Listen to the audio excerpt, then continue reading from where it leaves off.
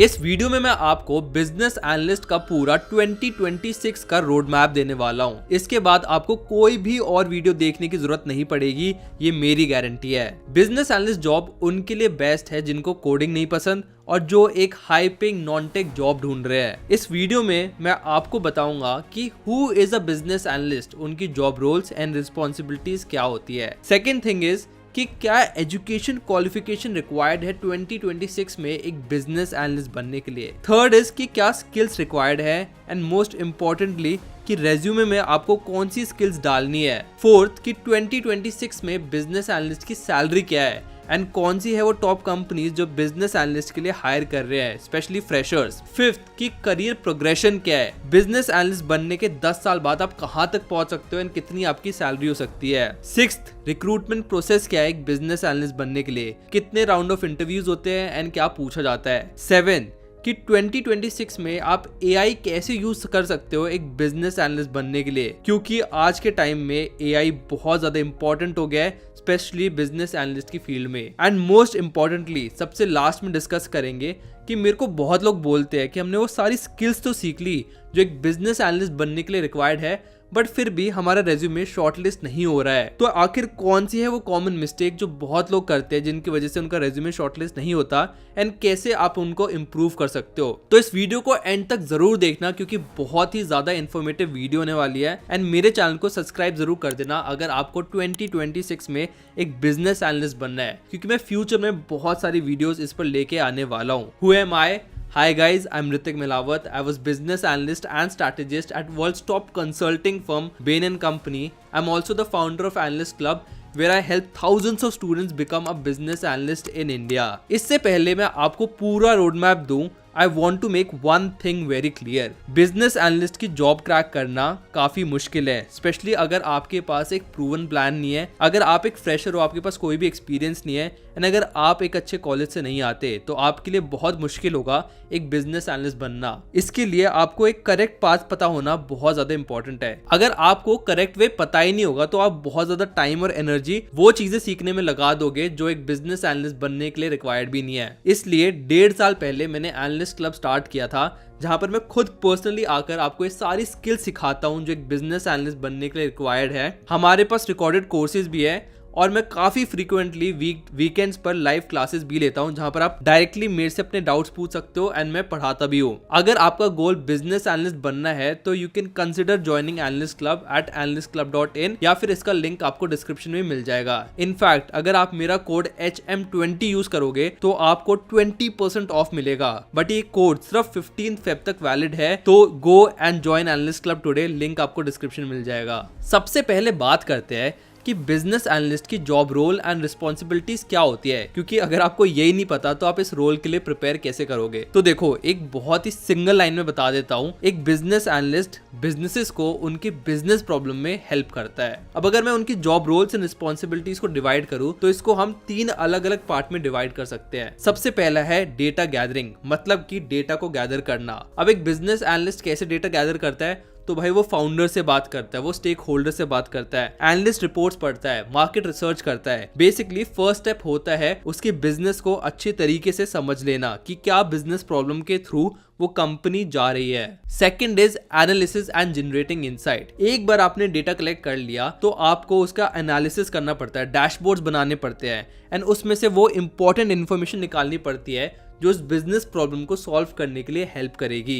Third is presentation. एक बार आपने insights निकाल लिए तो फिर आपको एक प्रॉपर पीपीटी बनानी पड़ती है जहां पर काफी क्लियरली मेंशन होता है कि ये है बिजनेस प्रॉब्लम एंड ये है इसके सॉल्यूशन एंड ये आप स्टेप्स ले सकते हो इस बिजनेस प्रॉब्लम को सॉल्व करने के लिए। ये प्रेजेंटेशन आपको फाउंडर्स, स्टेक होल्डर्स और जो इन्वेस्टर्स है उनके सामने देनी पड़ती है। अब अगर आप एक फ्रेशर हो तो डेफिनेटली आपको एकदम से क्लाइंट के सामने नहीं पहुंचा देते, आपको टाइम मिलता है, 1-2 साल वो ट्रेन करते हैं एंड जैसे जैसे आप उस लेवल पर पहुंचते हो तब जाकर आपको प्रेजेंटेशन देनी पड़ती है क्लाइंट्स को। बट हाँ, इनिशियली आप इस पर काम करते हो एंड उन मीटिंग्स में जरूर प्रेजेंट होते हो। अगर आप प्रेजेंटेशन नहीं भी दे रहे, आप उस मीटिंग में जरूर प्रेजेंट होगे। अब इसको ना मैं एक एग्जांपल से समझाता हूँ। सपोज एक सोप कंपनी है एंड वो एक प्रॉब्लम नोटिस करती है कि जैसे उनके कस्टमर वेबसाइट के चेकआउट पेज पर आते हैं तो वो पेमेंट नहीं करते बट उस पे एग्जिट कर देते हैं। अब इस पर मार्केटिंग टीम बोलती है कि भाई वेबसाइट डिजाइन में कोई प्रॉब्लम है जिसकी वजह से लोग चेकआउट नहीं कर रहे हैं। डेवलपर्स बोलते हैं कि यार कोई ग्लिच है, कोई टेक्निकल ग्लिच हो गया है जिसकी वजह से चेकआउट नहीं हो पा रहा है। फाइनेंस टीम बोलती है कि यार प्राइसिंग इशू है, लोगों को ये प्रोडक्ट एकदम से बहुत महंगा लगता है चेकआउट पेज पर आने के बाद, इसलिए वो लोग पेमेंट नहीं करते। बट आखिर इनमें से सच कौन बोल रहा है? एंड यहीं पर आता है बिजनेस एनालिस्ट का रोल। एक बिजनेस एनालिस्ट गेस नहीं करता कि क्या प्रॉब्लम है, ना ही वो ब्लेम करता है इधर उधर, वो इन्वेस्टिगेट करता है, वो एनालाइज करता है, वो डेटा निकालता है और उसको प्रॉपर्ली प्रोसेस करता है, कस्टमर से कम्युनिकेट करता है, फाउंडर से कम्युनिकेट करता है, बेसिकली उस बिजनेस प्रॉब्लम की जड़ तक जाता है एंड फिर उसका सॉल्यूशन निकालता है। और ये सब करने के लिए उसके पास टेक्निकल और इंटरपर्सनल स्किल्स होने चाहिए, मतलब उसको डेटा समझ आना चाहिए, उसकी कम्युनिकेशन स्किल स्ट्रांग होनी चाहिए ताकि वो लोगों को अच्छे से समझ पाए, उनकी बिजनेस प्रॉब्लम को समझ पाए। फिर एक एनालिटिकल थिंकिंग होनी चाहिए कि अच्छा अगर ये प्रॉब्लम है तो ये इसका सॉल्यूशन हो सकता है, ये इसका रीजन हो सकता है। तो एक एनालिटिकल थिंकिंग भी बहुत इंपॉर्टेंट है। और सबसे ज्यादा इंपॉर्टेंट एक लर्निंग माइंडसेट होना चाहिए, क्योंकि हर बिजनेस की अलग बिजनेस प्रॉब्लम होती है, उसको सॉल्व करने के लिए आपको बहुत ही जल्द बहुत कुछ सीखना पड़ता है। तो विद टाइम आपको इवॉल्व होते रहना पड़ेगा। आई होप आपको समझ आ गया होगा कि एक बिजनेस एनालिस्ट क्या करता है। बट बहुत लोग ना एक और चीज में कंफ्यूज करते हैं, उनको समझ नहीं आता कि बिजनेस एनालिस्ट क्या करता है और फिर एक डेटा एनालिस्ट क्या करता है। तो इसको भी आज मैं क्लियर कर देता हूँ। देखो, बिजनेस एनालिस्ट एक फ्रंट एंड रोल है, वहां पर आपको लोगों से बात करनी पड़ती है, स्टेक होल्डर से, फाउंडर से, सीईओ से, कस्टमर से, सबसे बात करनी पड़ती है। आपकी कम्युनिकेशन स्किल्स स्ट्रांग होनी चाहिए। इसके साथ साथ आपको थोड़े बहुत सॉफ्टवेयर भी आने चाहिए जिसके बारे में मैं आगे डिस्कस करूंगा। वहीं एक जो डेटा एनालिस्ट होता है वो एक बैक एंड रोल है, वहां पर आपको लोगों से कम्युनिकेट नहीं करना, उनकी बिजनेस प्रॉब्लम नहीं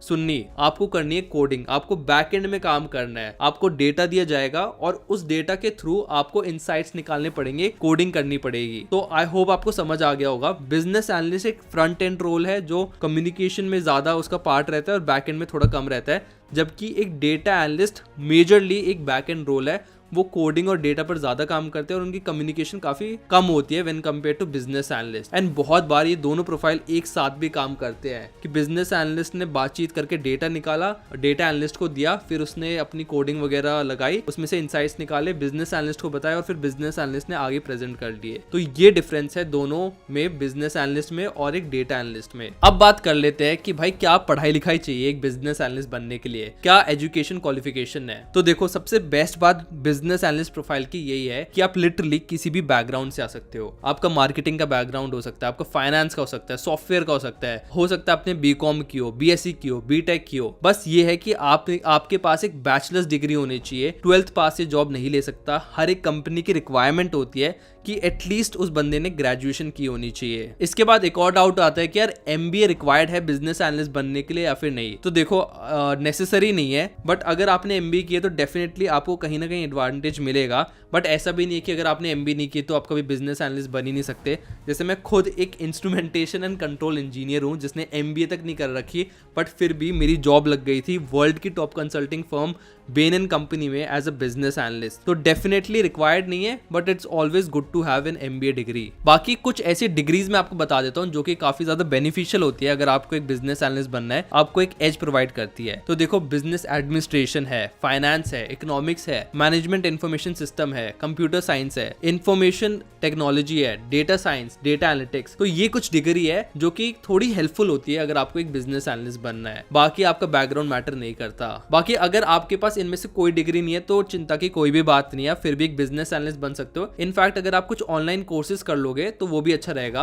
अब ऑनलाइन तो बहुत सारे कोर्सेज है तो उनकी तो गारंटी मैं नहीं ले सकता, बट डेफिनेटली अपने कोर्स की जो कि एनालिस्ट क्लब है उसकी गारंटी ले सकता हूँ, क्योंकि हमने डेफिनेटली बहुत सारे लोगों की जॉब लगवाई है। आप खुद हमारी वेबसाइट पर जाकर टेस्टिमोनीज को देख सकते हो, ये रियल टेस्टिमोनीज है एंड उन लोगों को कॉन्टैक्ट भी कर सकते हो अगर आपकी मर्जी है तो। बाकी हाँ, डेफिनेटली हमने बहुत लोगों की जॉब लगवाई है जिन्होंने हमारे एनालिस्ट क्लब में एनरोल किया था। बट इसके साथ साथ मैं एक बहुत ही इंपॉर्टेंट चीज आपको बताना चाहूंगा कि सिर्फ क्वालिफिकेशन होने से आपकी जॉब नहीं लगेगी। ये नहीं है कि अगर आपने बिजनेस एडमिनिस्ट्रेशन की डिग्री की है तो आपकी जॉब लग जाएगी। ऐसा होता तो हर एक बंदा प्लेस्ड होता। तो सबसे ज्यादा इंपॉर्टेंट चीज डिग्री के बाद, या फिर मैं तो कहूंगा डिग्री से भी ऊपर है, तो वो है स्किल्स। अब हम स्किल्स को ना दो पार्ट में डिवाइड कर सकते हैं। First is your soft skills and second is your hard skills. Soft skills में आपकी आती है इंग्लिश। तो अगर आपको एक बिजनेस एनालिस्ट बनना है तो आपकी एडवांस इंग्लिश नहीं तो एक मीडियोकर लेवल इंग्लिश तो होनी चाहिए कि आप एटलीस्ट डॉक्यूमेंट्स को समझ पाओ, आप अगर किसी CEO से बात कर रहे हो, स्टेक होल्डर से बात कर रहे हो, उसमें आप समझ पाओ,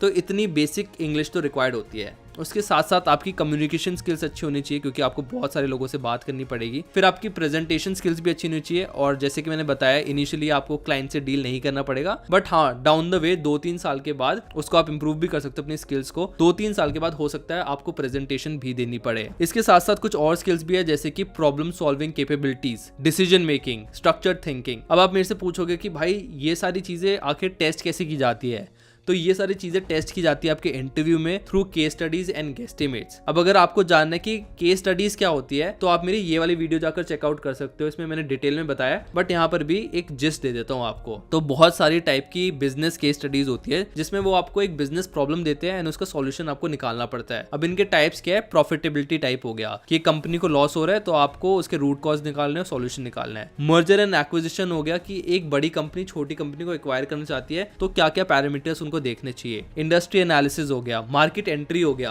कि एक कंपनी, कोई यूएस की कंपनी सपोज इंडिया में एंटर करना चाहती है, तो उसके क्या क्या पैरामीटर्स देखने चाहिए, किन किन चीजों को ध्यान रखना चाहिए। तो ये सारी चीजें होती है केस स्टडी, जिसमें एक बिजनेस प्रॉब्लम आपको पकड़ाई जाती है एंड आपको सॉल्व करना होता है। इसके बाद एक और चीज होती है गेस्टिमेट्स। इस पर भी मैंने वीडियो बनाई हुई है, आप ये वाली वीडियो जाकर चेकआउट कर सकते हो। इसमें अगर मैं आपको एग्जांपल दूं तो ये होता है कि how many cameras are there in Delhi, या फिर how many flight take off from Mumbai every day. अब आप सोच रहे होगे कि यार ये कैसे क्वेश्चंस है, इसका आंसर कैसे निकलेगा, तो इस वाली वीडियो पे आप जाकर चेकआउट कर सकते हो। बट इसमें मैं आपको एक समरी दे देता हूँ कि ऐसे टाइप की प्रॉब्लम्स को सॉल्व करने के लिए ना, तो इंटरव्यूअर आपकी अप्रोच देख रहा है कि आपकी एनालिटिकल थिंकिंग कैसी है, आप क्या स्ट्रक्चर निकालोगे इसका सॉल्यूशन देने के लिए। सॉल्यूशन इसके बहुत सारे हो सकते हैं, डेफिनेटली कोई भी गेस नहीं कर सकता कि दिल्ली में कितने कैमरे हैं, कितनी फ्लाइट टेक ऑफ करती है मुंबई में। तो यहाँ पर अप्रोच मैटर करती है आपके सॉल्यूशन से ज्यादा, एंड वो आपकी कम्युनिकेशन स्किल भी देखना चाहते हैं जब आप इन प्रॉब्लम्स को सॉल्व करते हो। तो इन केस स्टडीज और गेस्टिमेट्स के थ्रू आपकी काफी हद तक सॉफ्ट स्किल्स को टेस्ट किया जाता है। और केस स्टडीज गेस्टिमेट सिर्फ बिजनेस एनालिस्ट के लिए नहीं, but project manager, associate, consultant, इन सब के लिए भी पूछे जाते हैं। अब बात करते हैं टेक्निकल स्किल्स की। अगर आपको याद हो तो मैंने बोला था कि एक बिजनेस एनालिस्ट बनने के लिए कोडिंग की रिक्वायरमेंट नहीं है, बट इसका मतलब ये नहीं है कि बिजनेस एनालिस्ट कोई सॉफ्टवेयर ही यूज नहीं करते। तो एक एक करके सारे सॉफ्टवेयर की बात करते हैं जो एक बिजनेस एनालिस्ट बनने के लिए रिक्वायर्ड है। सबसे पहला और सबसे इंपॉर्टेंट और सबसे बेसिक भी सॉफ्टवेयर है Excel. Excel mostly data Excel के फॉर्मेट में सेव होता है, एंड आपको एक्सेल के बेसिक के साथ साथ एडवांस भी सीखना पड़ेगा, जैसे कि आपका वी लुकअप हो गया, पिवट टेबल्स हो गए, फॉर्मूला लिखना आना चाहिए आपको, डैशबोर्ड्स हो गए।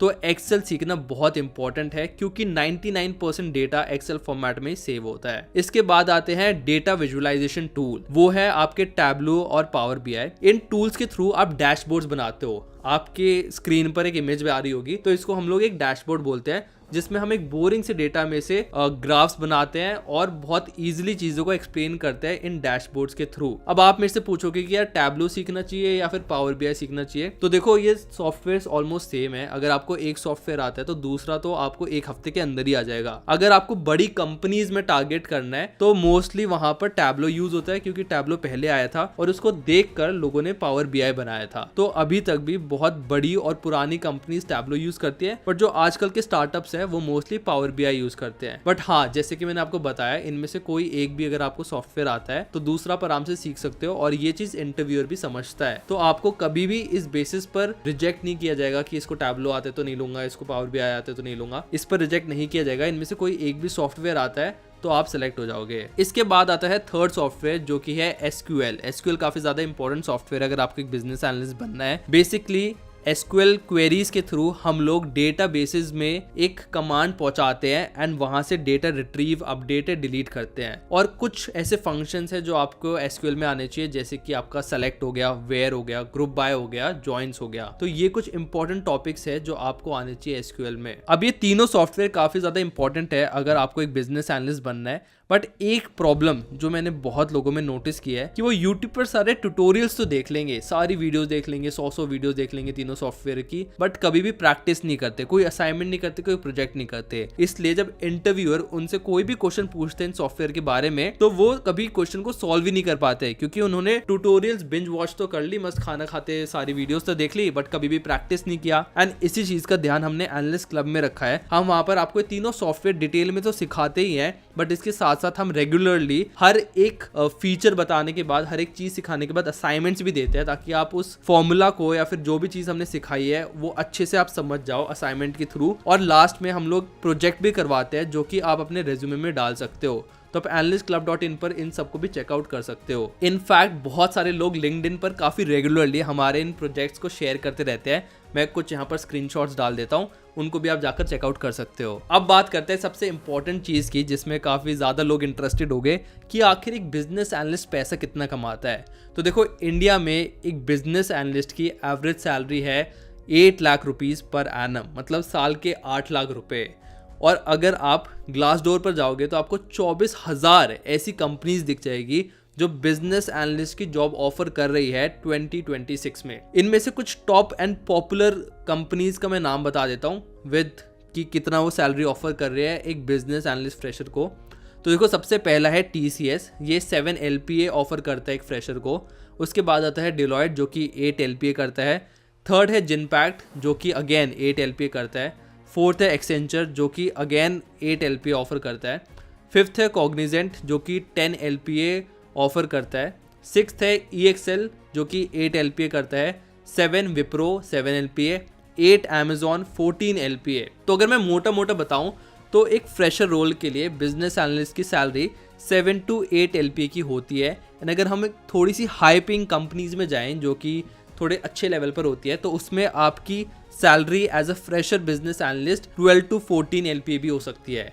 इनफैक्ट जब मेरी जॉब लगी थी बेन में एज अ फ्रेशर, तो मेरी सैलरी 12 से 14 LPA के बीच में ही थी, क्योंकि वो एक टॉप कंपनी है। अब डिस्कस करते हैं करियर प्रोग्रेशन कि अगर आप as a fresher business analyst बनते हो तो उससे 10 से 15 साल बाद आप किस लेवल तक पहुंच सकते हो। तो जैसे कि मैंने आपको बताया, अगर आपके पास 0 to 2 years ऑफ एक्सपीरियंस है तो आप एक बिजनेस एनालिस्ट बनते हो, जो कि फ्रेशर की जॉब है। इसमें मैंने आपको समझाई दिया कि क्या जॉब रोल्स एंड रिस्पॉन्सिबिलिटीज होती है, एंड इनकी सैलरी भी मैंने आपको बता दी 6 to 8 LPA होती है। उसके बाद अगर आपको एज अ बिजनेस एनालिस्ट 2 से 4 साल का एक्सपीरियंस है तो आप एक सीनियर बिजनेस एनालिस्ट बनते हो। उसमें आपकी जो सैलरी होती है वो 9 to 14 LPA होती है, एंड आपकी रिस्पॉन्सिबिलिटीज होती है प्रोजेक्ट को लीड करना, अपने जूनियर बिजनेस एनालिस्ट को मेंटर करना, थोड़ी कॉम्प्लेक्स एनालिसिस करना और सॉल्यूशंस देखना। उसके बाद अगर आपके पास 6 से 8 साल का एक्सपीरियंस है तो आप एक लीड बिजनेस एनालिस्ट बनते हो या फिर एक बिजनेस एनालिस्ट मैनेजर बनते हो। इसमें आपको बिजनेस एनालिस्ट टीम को मैनेज करना पड़ता है, स्ट्रैटेजीज बनानी पड़ती है, CXO और स्टेक होल्डर्स को प्रेजेंटेशन देनी पड़ती है। जो मैं आपको बता रहा था कि आपको क्लाइंट फेसिंग रोल मिलेगा, तो वो आपको 4 से 5 साल बाद मिलता है, और इनकी सैलरी होती है 22 to 30 LPA। इसके बाद अगर आपके पास 10 से 12 साल का एक्सपीरियंस है तो आप एक प्रोडक्ट मैनेजर या फिर एक कंसल्टिंग मैनेजर बनते हो। इसमें आपकी रिस्पॉन्सिबिलिटीज होती है पूरी की पूरी बिजनेस वर्टिकल को समझना, संभालना और रेवेन्यू ग्रोथ करना और प्रोडक्ट एंड कंसल्टिंग लीडरशिप संभालना। इसमें आपकी सैलरी होती है 30 to 45 LPA। उसके बाद अगर आपके पास 12 साल से ज्यादा एक्सपीरियंस है तो आप एक डायरेक्टर बन सकते हो, CEO बन सकते हो, head of product and analytics strategy बन सकते हो। इसमें आपका काम होगा ऑर्गेनाइजेशन लेवल पर strategies banana, profit and loss की ओनरशिप देखना और पूरी लीडरशिप को ट्रांसफॉर्म करना। इसमें आपकी सैलरी आराम से 50 लाख से लेकर 1 करोड़ से भी ज्यादा की हो सकती है। तो ये है एक पूरी करियर प्रोग्रेशन। अगर आप एक बिजनेस एनालिस्ट से स्टार्ट करते हो तो डेफिनेटली 10 से 12 साल बाद आप एक CEO भी बन सकते हो। अब बात करते हैं रिक्रूटमेंट प्रोसेस की कि एक बिजनेस एनालिस्ट किन किन लेवल्स के थ्रू जाता है। तो इसको ना हम लोग 4 पार्ट में डिवाइड कर सकते हैं। सबसे पहला है रेज्यूमे शॉर्टलिस्टिंग, जो कि हर एक कंपनी के लिए ट्रू है। सबसे पहले आपका रेज्यूमे शॉर्टलिस्ट होता है, एंड मैं आगे बताऊंगा कि क्या लोग मिस्टेक करते हैं, क्या रेज्यूमे में आपको लिखना होता है। उसके बाद होते हैं 2 राउंड्स ऑफ इंटरव्यू। ये राउंड्स ऑफ इंटरव्यू चाहे तो टीम लीड के साथ होंगे, जो कि आपके टीम का जो लीडर होगा उसके साथ होंगे, या फिर सीनियर मैनेजर के साथ भी हो सकते हैं। तो 2 राउंड ऑफ इंटरव्यू ज्यादातर होते हैं। इसमें आपसे केस स्टडीज, गेस्टिमेट्स, फिट क्वेश्चंस और आपके बैकग्राउंड के बारे में कुछ पूछा जा सकता है, और इसके साथ साथ थोड़ी टेक्निकल नॉलेज भी आपकी टेस्ट की जा सकती है। इसके बाद आता है HR राउंड। उसमें बेसिकली वो बिहेवियर देखते हैं, आपका बैकग्राउंड चेक करते हैं और आपसे फिट क्वेश्चंस पूछते हैं कि अगर आपने किसी 2 लोगों को लड़ाई करते हुए देखा तो आप क्या करोगे, ऐसे टाइप के वो बेसिकली क्वेश्चंस पूछते हैं। एंड अगर आपने उसको क्लियर कर लिया तो आप एक बिजनेस एनालिस्ट बन जाओगे। एंड ऑब्वियसली ये हर एक कंपनी के लिए ट्रू नहीं है, मोस्टली कंपनीज में इतने ही राउंड होते हैं, resume shortlisting, 2 round of interview और एक HR round, but definitely her company के लिए ये थोड़ा बहुत अलग हो सकता है। अगर आपको एक पर्टिकुलर कंपनी का देखना है कि उनके कितने इंटरव्यू राउंड्स होते हैं, क्या क्या क्वेश्चन पूछे जाते हैं, तो आप डेफिनेटली ग्लासडोर पर जा सकते हो। वहां पर उस कंपनी का नाम टाइप करना है एंड वहां पर आपको क्लियरली दिख जाएगा कि इंटरव्यू में क्या क्वेश्चन पूछे जाते हैं, कितनी सैलरी होती है, कौन कौन सी जॉब प्रोफाइल्स है। तो ग्लासडोर काफी अच्छी वेबसाइट है अगर आपको ये सारी इन्फॉर्मेशन जाननी है तो। अब बात करते हैं सबसे ज्यादा इंपॉर्टेंट टॉपिक की, एंड वो है कि एक बिजनेस एनालिस्ट बनने के लिए आप AI का कैसे यूज कर सकते हो। बट उससे पहले डिस्कस करते हैं कि क्या सही में AI बिजनेस एनालिस्ट की जॉब को ले रहा है। तो देखो, इसका शॉर्ट आंसर है नो। सही बताऊं तो जितने भी बुरे बिजनेस एनालिस्ट थे ना, उनको तो AI रिप्लेस कर देगा, क्योंकि AI बहुत इंपॉर्टेंट है समझना कि AI क्या कर सकता है एंड क्या नहीं कर सकता। फिलहाल देखो, AI SQL की कमांड्स लिख सकता है, डैशबोर्ड्स बना सकता है, डेटा को समराइज कर सकता है, रिपोर्ट्स को ऑटोमेट कर सकता है। तो ये सारा काम तो AI बहुत अच्छे से कर सकता है, जो कि मैनुअल था। बट AI फिलहाल जो चीजें नहीं कर सकता वो है कि वो बिजनेस के ना कॉन्टेक्स्ट को नहीं समझ सकता। अगर आप कोई क्वेश्चन पूछोगे AI से तो उसका तो आंसर कर देगा, बट बहुत बार जो फाउंडर्स या फिर स्टेक होल्डर्स होते हैं उनको पता ही नहीं होता कि इनकी बिजनेस प्रॉब्लम क्या है, तो उसका सॉल्यूशन कैसे निकालेंगे। उसके बाद भाई ऑब्वियसली AI मेरी तरह एंड बिजनेस एनालिस्ट की तरह कम्युनिकेट नहीं कर सकता। वो तो बस एक चैट बॉक्स की तरह है कि आपने क्वेश्चन पूछा तो उसने आंसर कर दिया। तो कम्युनिकेशन नहीं कर सकता, प्रेजेंटेशन नहीं दे सकता, जजमेंट्स नहीं बना सकता, डिसीजंस को इन्फ्लुएंस नहीं कर सकता। तो डेफिनेटली AI बिजनेस एनालिस्ट को रिप्लेस तो नहीं कर सकता, बट डेफिनेटली उनके काम में जरूर हेल्प कर सकता है। एंड आज मैं आपको यही बताऊंगा कि आप AI को कैसे यूज कर सकते हो एक अच्छे बिजनेस एनालिस्ट बनने के लिए एंड स्पेशली इस रोल के लिए प्रिपेयर करने के लिए। तो अभी स्क्रीन पर आपको सारे टूल्स दिखाई दे जाएंगे जो एक बिजनेस एनालिस्ट यूज करता है अपनी डे टू डे लाइफ में। सबसे पहले आता है परप्लेक्सिटी। तो ये बहुत ही अच्छा AI है जो कि रिसर्च में हेल्प करता है। बहुत सारी एनालिस्ट रिपोर्ट, गूगल डॉक्यूमेंट्स, इनमें से बहुत अच्छी तरीके से इनसाइट निकालता है एंड रिसर्च के लिए बहुत ज्यादा हेल्पफुल होता है। उसके बाद आता है ChatGPT, जो कि कोर बिजनेस एनालिस्ट के वर्क में बहुत इंपॉर्टेंट है, जैसे कि एनालिसिस बहुत अच्छे से करता है, डॉक्यूमेंट्स अच्छे से बना लेता है, SQL क्वेरीज बहुत अच्छे से बना लेता है। तो इन सब चीजों के लिए ChatGPT बढ़िया है। उसके बाद आता है क्लॉड। तो अगर आपको पता होगा, BRD FRD डॉक्यूमेंटेशन एक होती है जो बिजनेस एनालिस्ट को बनानी होती है, उसमें क्लॉड बहुत अच्छे से उसको एक पर्टिकुलर फॉर्मेट में डाल देता है। इसके बाद आता है माइक्रोसॉफ्ट कोपायलट या फिर गूगल जेमिनाई। ये दोनों ही बहुत अच्छे AI सॉफ्टवेयर्स हैं जो कि आपके जो एक्सेल है, पावर BI है या फिर MS के टूल्स है, PPT हो गया, उनमें बहुत अच्छी तरीके से इंटीग्रेट हो जाते हैं एंड बहुत आपको हेल्प करते हैं डेटा को एनालाइज करने में। इसके बाद अगेन समरीज के लिए, नोट्स के लिए ChatGPT एंड क्लॉड यूज किया जाता है बिजनेस एनालिस्ट के द्वारा। अब आपको ये तो समझ आ गया होगा कि कौन से काम के लिए कौन से AI टूल्स यूज किए जाते हैं, बट डेफिनेटली इसमें और भी बहुत इन डेप्थ में इसके बारे में बात कर सकता हूँ, क्योंकि बहुत सारे प्रॉम्प्ट्स ऐसे होते हैं, बहुत सारी चीज़ें आपको करनी पड़ती है इन AI टूल्स को यूज़ करने के लिए।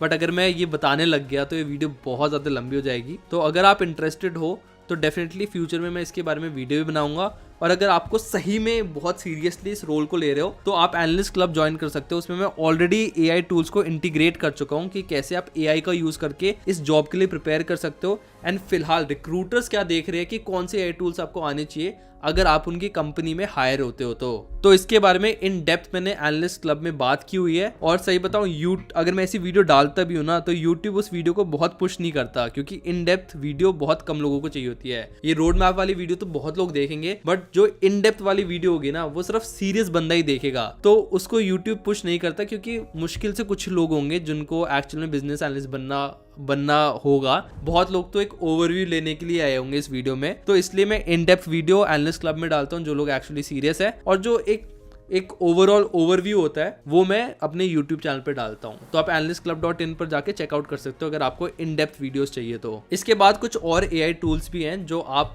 जॉब ढूंढने के लिए यूज कर सकते हो। तो देखो, अपोलो और instantly.ai ये बहुत अच्छे टूल्स है अगर आपको कोल्ड आउटरीच करना है। इसके साथ साथ अभी रिसेंटली ChatGPT ने भी आपकी प्रोफेशनल लाइफ को इजी बनाने के लिए कि आपको कोल्ड ईमेल्स कैसे लिखने होते हैं, प्रोफेशनल ईमेल्स कैसे लिख सकते हो, कोई भी अपनी प्रोफेशनल हेल्प चाहिए तो वो ChatGPT ने कुछ कमांड्स निकाले थे। मैं डिस्क्रिप्शन में लिंक डाल दूंगा, उसको भी आप जाकर चेकआउट कर सकते हो। आपको डेफिनेटली प्रॉम्प्ट्स आपकी प्रोफेशनल लाइफ में काफी हेल्प करेंगे। अब बात करते हैं सबसे इंपॉर्टेंट चीज की। मेरे को बहुत लोग बोलते हैं कि यार भैया आपने जो स्किल्स बताए थे वो तो हमने सीख लिए, बट फिर भी हमारी ना जॉब नहीं लग पा रही है। तो देखो, आपको समझना पड़ेगा, अगर आप एक फ्रेशर हो तो आपको हायर करना ना एम्प्लॉयर के लिए एक रिस्क है, क्योंकि मेरे को नहीं पता कि आप एक यूजफुल एम्प्लॉय बनोगे या नहीं। पता चले मैंने मेहनत करके 20-30 लोगों में से आपको सेलेक्ट किया, आपको मैं सैलरी दे रहा हूँ एंड आप अच्छा काम कर ही नहीं रहे हो, तो एक एम्प्लॉयर के लिए बहुत हाई रिस्क होता है अगर वो एक फ्रेशर को हायर करे तो। इसलिए मोस्टली लोग अवॉइड करते हो फ्रेशर्स को हायर करना। बट क्या इसका मतलब ये है कि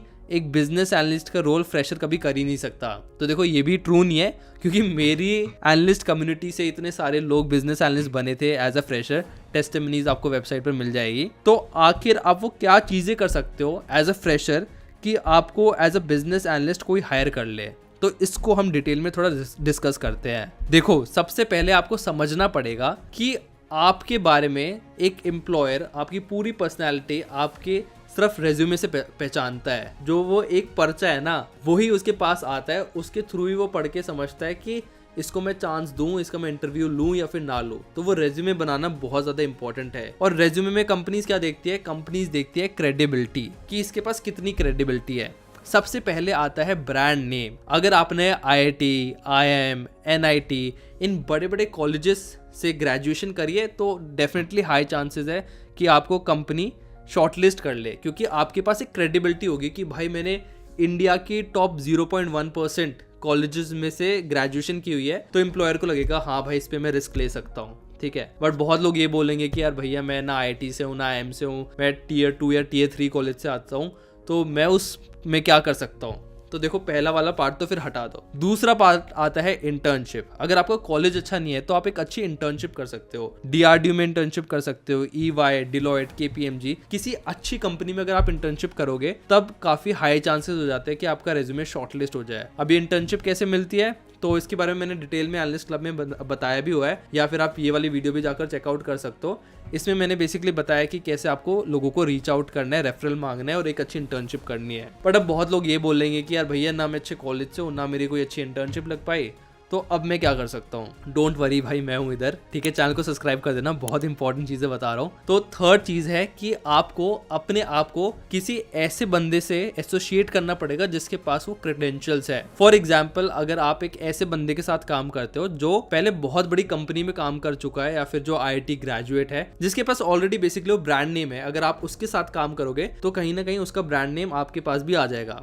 फॉर एग्जाम्पल, जितने भी मेरे साथ लोग काम करते हैं वो अपने रेज्यूमे में मेंशन कर सकते हैं कि मैंने एक एक्स बेन के साथ काम किया हुआ है। एक्स बेन मतलब बेन जो वर्ल्ड की टॉप कंसल्टिंग फर्म है, उसके एम्प्लॉय के साथ मैं डायरेक्टली काम कर चुका हूँ, तो मेरे थ्रू उन बंदों को क्रेडिबिलिटी मिल जाएगी।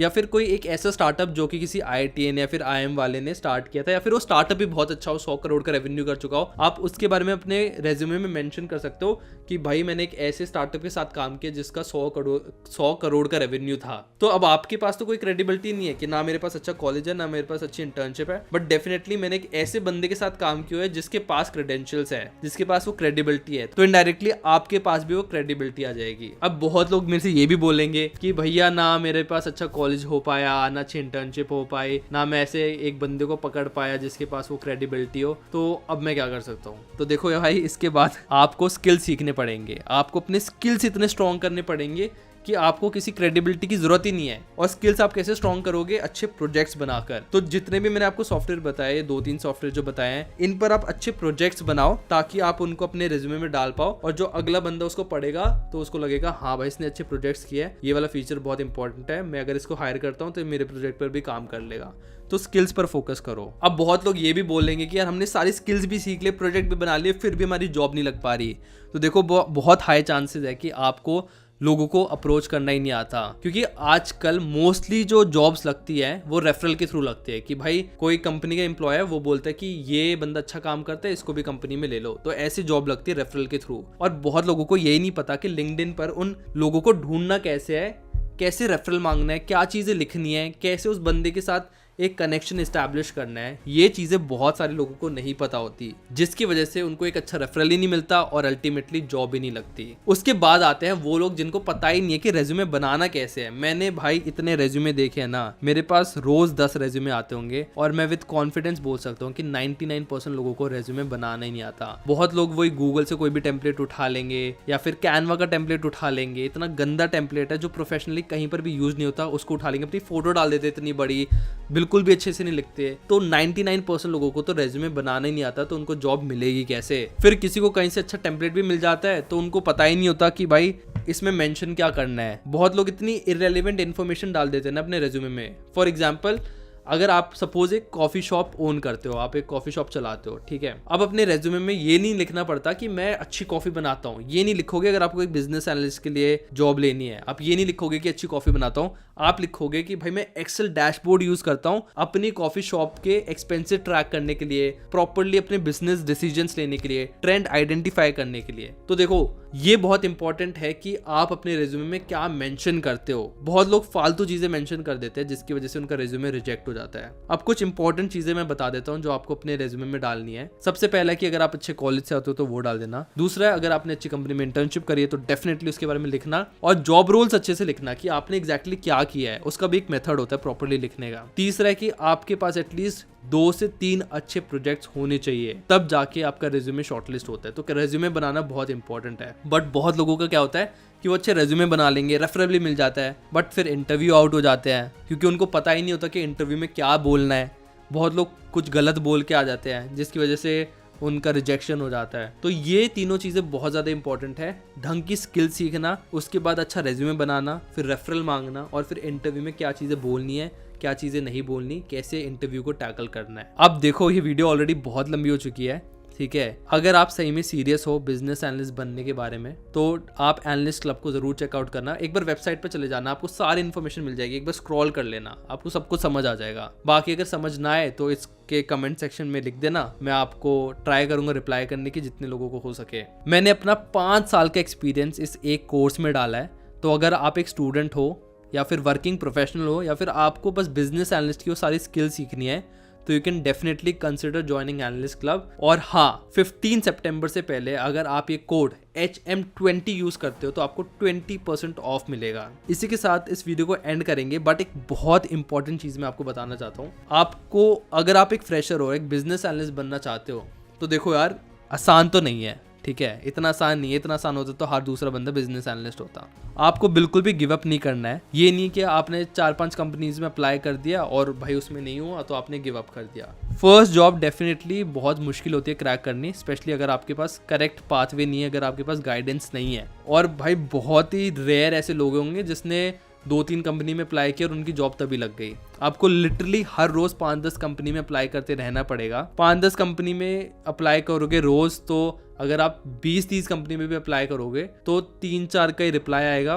2-3 का इंटरव्यू मिलेगा और उसमें से 1 या 2 में आपकी जॉब लगेगी। तो डेफिनेटली अभी मुश्किल है बिजनेस एनालिस्ट बनना, लेकिन इम्पॉसिबल नहीं है। बहुत सारे लोग as a fresher analyst club के थ्रू ही बिजनेस एनालिस्ट बने हैं। और बिजनेस एनालिस्ट ना, मेरे को लगता है पर्सनली मेरी लाइफ का बहुत अच्छा डिसीजन था। इस जॉब के थ्रू ना मेरे को पूरा बिजनेस वर्ल्ड अच्छे से समझ आ पाया, मेरे कम्युनिकेशन स्किल स्ट्रांग हो गए। लिटरली अगर आप मेरी फर्स्ट वीडियो देखोगे तो भाई मैं ढंग से बोल भी नहीं पाता था, एंड काफी हद तक अब मैं विदाउट स्क्रिप्ट प्रॉपरली काफी आधे घंटे तक, 1 घंटे तक भी बोल पाता हूँ। तो मेरी पर्सनालिटी इंप्रूव हो गई है, कम्युनिकेशन स्किल्स इंप्रूव हो गई है, बिजनेस डिसीजन मेकिंग इंप्रूव हो गई है। तो हाँ, मेरे लिए जॉब तो काफी ज्यादा अच्छी थी ओवरऑल।